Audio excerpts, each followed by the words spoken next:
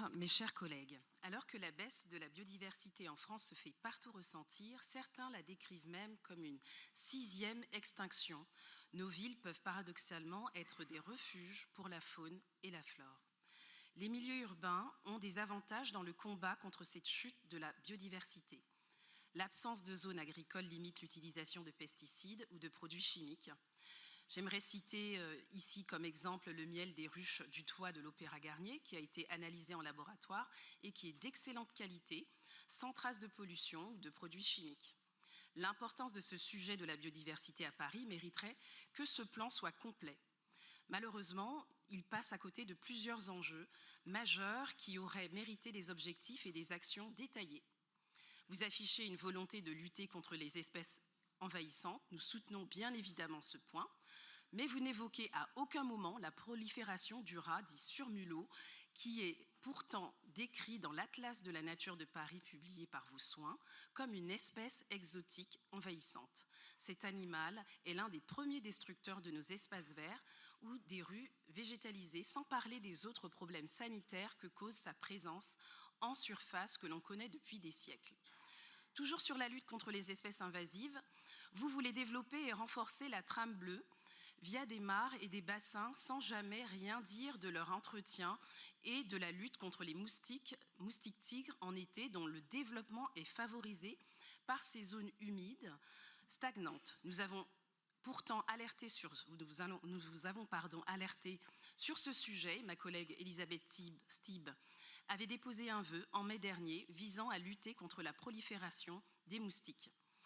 Votre plan ne parle pas non plus des animaux domestiques et des animaux errants, notamment les chats errants qui sont les premiers destructeurs de la vie-faune en France avec 75 millions d'oiseaux tués par an.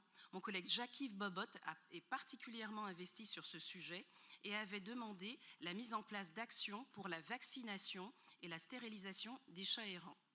Les arbres sont les grands absents de ce plan. Ma collègue Véronique Bucaille reviendra sur ce point.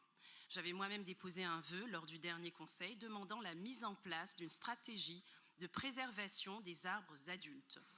En outre, le projet de trame blanche visant à réduire le bruit en ville évoque la circulation automobile, mais omet la pollution sonore engendrée par certaines terrasses ou par l'ouverture de certains espaces verts 24 heures sur 24 pendant l'été. Encore un sujet sur lequel vous manquez votre cible.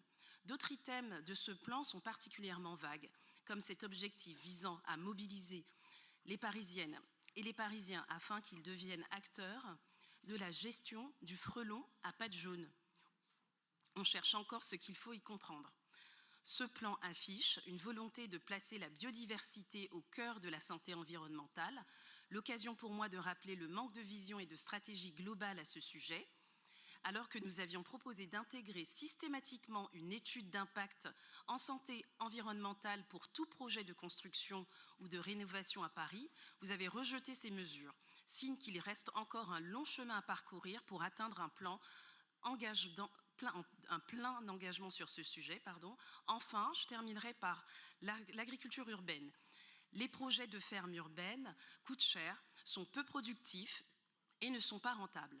L'échec de la promenade Barbès-Stalingrad, qui a coûté 11 millions d'euros, ou les difficultés financières récurrentes des fermes urbaines à Paris en sont un bon exemple. Malgré des bonnes intentions et un certain effort de concertation avec les mairies d'arrondissement, ce plan aurait dû répondre aux ambitions affichées, nous le regrettons. Je vous remercie.